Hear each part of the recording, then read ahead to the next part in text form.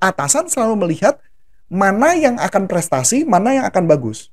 Kalau ditanya perusahaan kecil, seorang manajer dari perusahaan kecil, begitu dia masuk ke perusahaan besar, saya berani jamin kemampuan dia akan lebih bagus daripada yang perusahaan besar.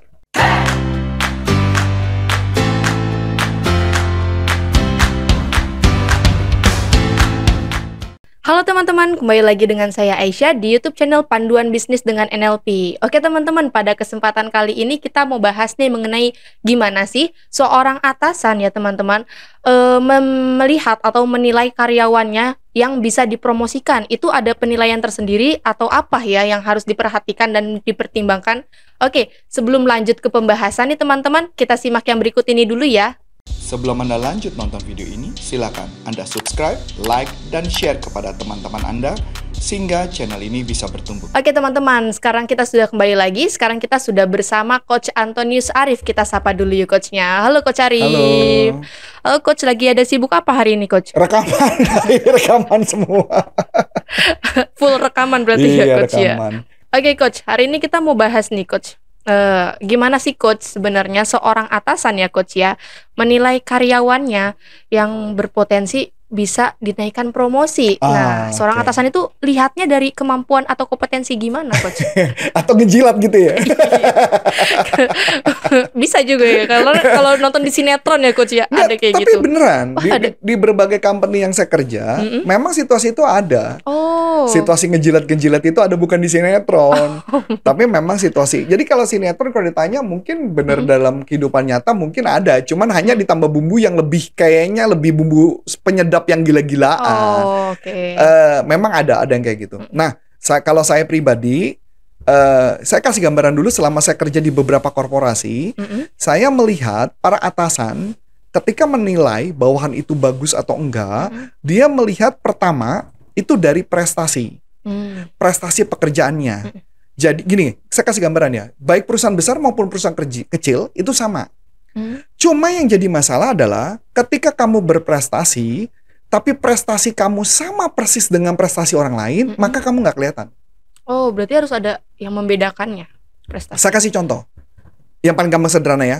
Ada 10 karyawan nih. Oke. Semuanya prestasi.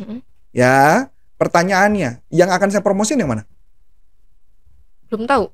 Karena nggak ada kelebihannya. Iya. 10-10 ini kan. Nah, makanya kadang-kadang atasan suka melakukan tes. Tes apa tuh Coach? Macam-macam. Apakah tes kepemimpinan, tes apa dan sebagainya, itu lakukan tes. Tetapi ada cara lain, yaitu adalah dari 10 mana yang paling menonjol. Dalam arti pengertiannya menonjol itu dalam arti apa? Menonjol dalam karirnya dia atau dalam prestasi. Kalau orang semua nyampainya 100%, dia akan cari orang yang di atasnya, misal 120%. Oh, yang lebih Lebih kelihatannya punya andil. Jadi memang atasan ngeliat pertama karakter dulu. Ini orang bakal jadi pemberontak apa enggak? Oh, oke. Kalau orang ini nggak bakal jadi pemberontak, orang ini selama kerja dia konsisten nggak? Kadang-kadang ada orang yang kerja tuh yang kadang kayak, kalau istilah saya tuh kayak lari 400 meter. 400 meter ya? Saya lupa kayaknya masalah. Jadi kayak lari pertama kan kenceng banget tuh. Brrr gitu. Abis itu pelan-pelan. Abis itu jalan. Iya. Abis itu diem. Iya. Nah, ada sedangkan orang yang dibutuhkan adalah pelari maraton. Yang larinya tetap konsisten, terus-menerus, itu yang akan dipilih. Oh, oke. Dapat ya, gambaran ya? Jadi harus orang yang prestasi dulu, yang di atas sampai di atas 120% atau di atas rata-rata. Itu yang pertama. Yang kedua, dia yang tadi saya bilang, dia ngeliatin attitude-nya, karakternya dulu. Apakah ini tipe pemberontak atau enggak? Berarti kalau mau dipromosikan, kita cari tipe-tipenya yang tidak memberontak dong nih Coach. Saya cenderung mencari orang yang tidak pemberontak, tapi punya pemikiran yang berbeda. Jadi biasanya pemimpin akan, saya pribadi, saya suka mencari orang, kalau istilah meta program, saya suka mencari orang yang ada sedikit berbeda. Jadi saya nggak suka punya karyawan yang apa kata saya selalu setuju. Ikutin gitu. Kalau di pemerintahan mungkin cocok kali ya. Jadi kalau atasannya bilang A, karyawannya ngikutin A. Saya nggak terlalu suka. Saya lebih suka ketika saya ngomong A, dia ada sedikit berbeda. Tapi ada argumennya, bukan asal ngotot. Alasannya apa? Pakai data. Nah, itu yang akan saya lihat. Oh, berarti memang hal-hal yang sudut pandang baru dari karyawan Sudut pandang pun baru, betul. diperlukan gitu Betul, ya Coach betul. ya. Karena saya butuh orang yang berbeda pemikirannya, itu yang menarik. Itu yang buat saya menarik. Nah, kalau sales, saya temukan pengalaman saya, kalau saya ambil contoh ya, saya pernah kerja di satu company besar, karyawannya ribuan. Can you imagine dong, ribuan? Banyak. Berarti banyak banget ya. Saya kalau prestasi pun nggak kelihatan kan? Iya betul. Betul dong? Walaupun saya ambil contoh, di perusahaan saya itu ada yang namanya Top Achiever Award. Oh, oke. Top Achiever Award biasanya yang dapat cuma hanya 100 atau 150, nggak sampai 200 lah, mungkin 100 lah kurang lebih. Dari 1.000 orang itu. Dari 1.000 orang lebih, 1.000 apa 2.000 orang lebih. Nah, yang menarik adalah saya berhasil mencapai Top Achiever Award. Wow. 3 tahun berturut-turut. Oke, pertanyaan menarik. Apakah bos saya enggak? Terus gimana Coach? Supaya bisa stand out, masuk majalah. Bukan karena ditangkap ya, bukan karena digebuk, bukan ya. Tapi karena prestasi. Oh. Apakah kelihatan juga? Belum. Karena bos cenderung melihat yang diperhatikan matanya dia adalah yang menghasilkan revenue terbesar buat dia. Saya ambil contoh. Target saya adalah 1,5 miliar. Saya mencapai 3 miliar per bulan loh. Oke, pertanyaan menarik dong. Kamu jualan, targetnya adalah 50 miliar. Karena kebetulan memang barangnya memang harganya segitu gitu. Kamu berhasil jualan 50 miliar. Pertanyaan saya, 50 miliar tidak mencapai target atau cuman pas capai target, tapi tidak dapat Top Achiever Award. Kira-kira bos ngeliat yang mana?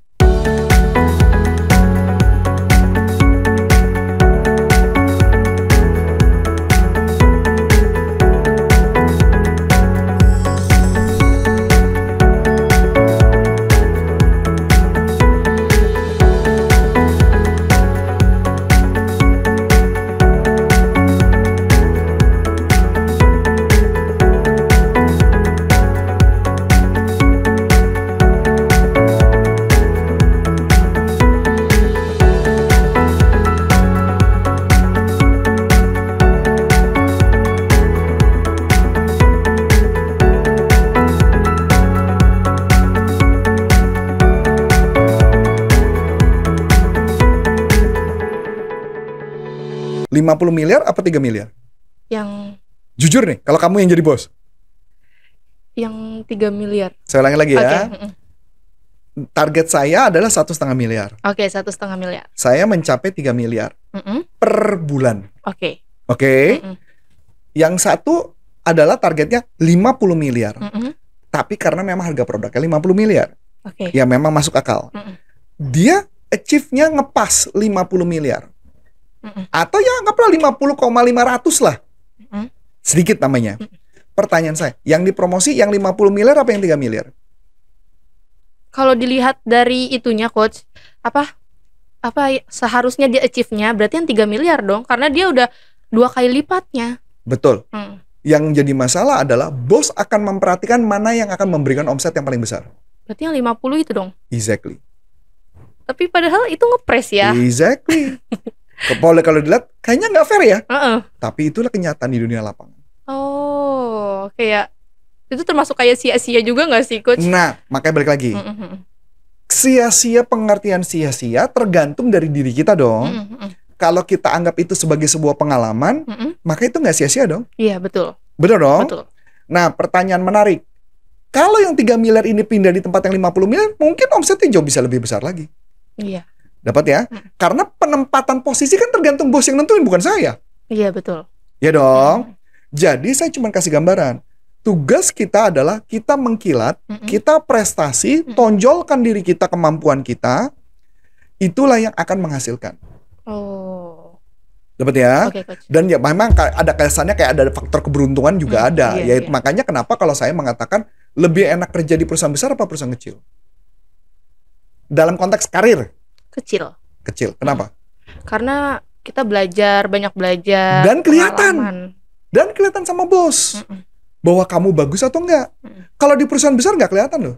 Iya betul Coach. Di perusahaan besar yang dilihat adalah orang-orang yang kerja keras, orang yang gila-gilaan, ya istilahnya tuh hustle work gitu gila-gilaan. Dan ujung-ujungnya ya habis hidupnya. Ya memang mungkin gajinya besar. Cuman balik lagi pertanyaannya, mana yang kita mau cari? Pengalaman hidup kah? Iya. Atau apa? Balik lagi ke tujuan akhirnya ujung hidup. Nah, jadi atasan selalu melihat mana yang akan prestasi, mana yang akan bagus. Kalau ditanya perusahaan kecil, seorang manajer dari perusahaan kecil, begitu dia masuk ke perusahaan besar, saya berani jamin kemampuan dia akan lebih bagus daripada yang perusahaan besar.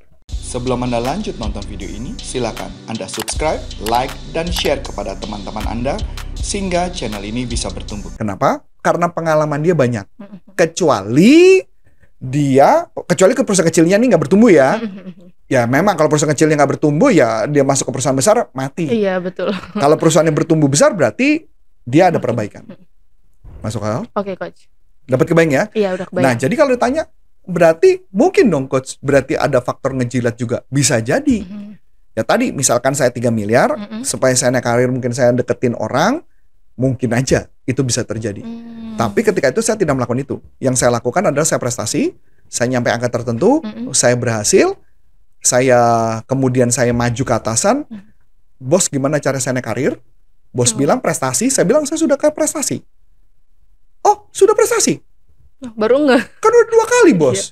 Bosnya bilang, oh lu 2 kali beruntung kali, coba sekali lagi ya. Oke. Sakit nggak? Sakit. Kenapa? Dikatainnya beruntung padahal itu kita udah kerja keras. Exactly. Makanya ketika yang ketiga kali saya dapat, bos saya udah nggak bisa mendinai apapun. Saya bilang kepada bos, saya udah buktiin loh. Dan bos saya cuma mengatakan, kita tunjukkan dengan cara membuat proposal atau apapun, bisnis plan, bahwa menunjukkan bahwa ini bisnis bisa naik berikutnya. Dan saya tunjukkan ke bos, barulah saya naik karir. Berarti memang banyak banget juga ya Coach. Kalau di perusahaan besar Coach, memang begitu. Perusahaan besar pasti begitu. Pasti akan ditanya, coba tunjukin ke saya, kenapa kamu layak untuk naik ke atas? Saya mau tahu. Nah itu yang dilihat. Jadi memang kalau ditanya, bisa saya katakan pekerjaan di tempat yang saya pernah kerja di perusahaan besar itu sih agak mengerikan ya. Mengerikannya artinya dari jam 7.50 atau pas jam 8 ya, nggak ada bel ya, jadi kayak ke sekolah aja gitu jam 8, begitu jam 8 itu mereka ngangkat 2 telepon loh. Wow. Mengangkat 2 telepon dengan komputer di depan, kiri kanan, makanya kuping saya jadi keluar air karena bejendol sampai kena tipes dan sebagainya. Itu benar-benar terjadi. Itu kerja tuh sampai jam 5, itu nggak berhenti tuh. Jam 12, begitu jam 12 udah pada hilang. Ngapain? Makan. Istirahat ya. Hilang semua. Jadi kalau mama saya jadi anak baru waktu itu, saya ngerasa, lah kan kita gak kenal orang, lu ditinggal gue. Iya. Nah itu yang terjadi. Oh. Dunia kerja memang kayak begitu. Memang penuh tantangan ya Coach ya kalau orang bilang tuh. Oh banget. Challenge-nya. Banget. Iya. banget. Jadi makanya ketika jam 5 juga begitu. Jadi kalau sakit tipes, normal. Tipes emang dikira boleh istirahat? Nggak boleh.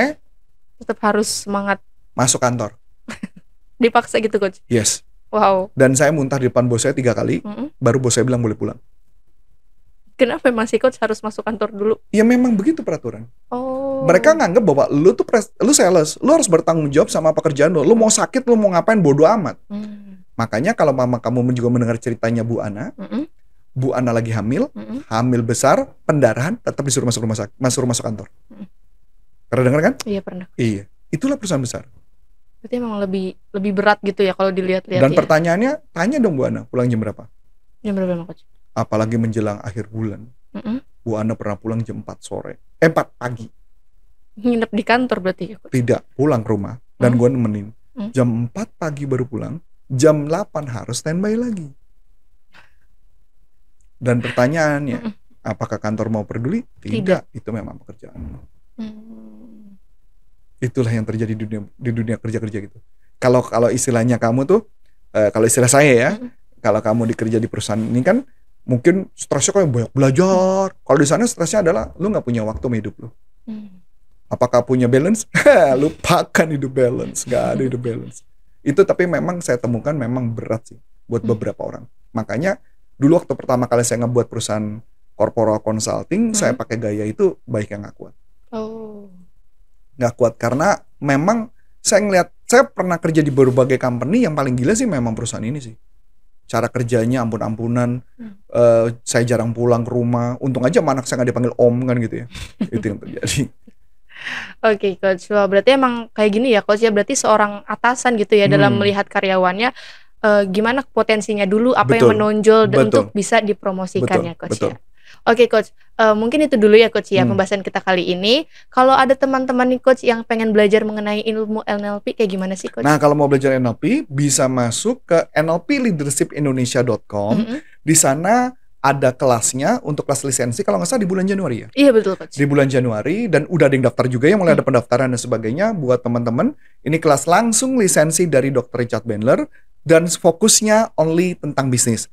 Mohon maaf, belajarnya bukan 1 hari, tapi 9 hari. Iya, Jadi 7 hari di kelas, 2 hari kelas online. iya. Karena kita mau memastikan Anda bisa memakai dalam bisnis Anda dan dalam kehidupan Anda. Oke. So, kalau nggak salah kita mau bagi-bagi ebook tentang mental block. Iya betul, Coach. Nah, bagi teman-teman nih yang pengen belajar dan gimana kalau teman-teman ngerasa memiliki mental block dalam diri, terus pengen cari tahu memiliki mental block atau tidak, dan kalau misalkan teman-teman punya nih mental block, cara menghilangkannya bagaimana? Nah, kita ada nih di e-booknya, yaitu menghilangkan mental block. Gimana sih cara dapetin e-booknya? Teman-teman bisa langsung kunjungi di deskripsi kita ataupun kolom komentar. Nantinya teman-teman bisa langsung isi data diri seperti nama, email, dan nomor HP, dan teman-teman bisa langsung akses download dan bisa langsung belajar dan diterapkan.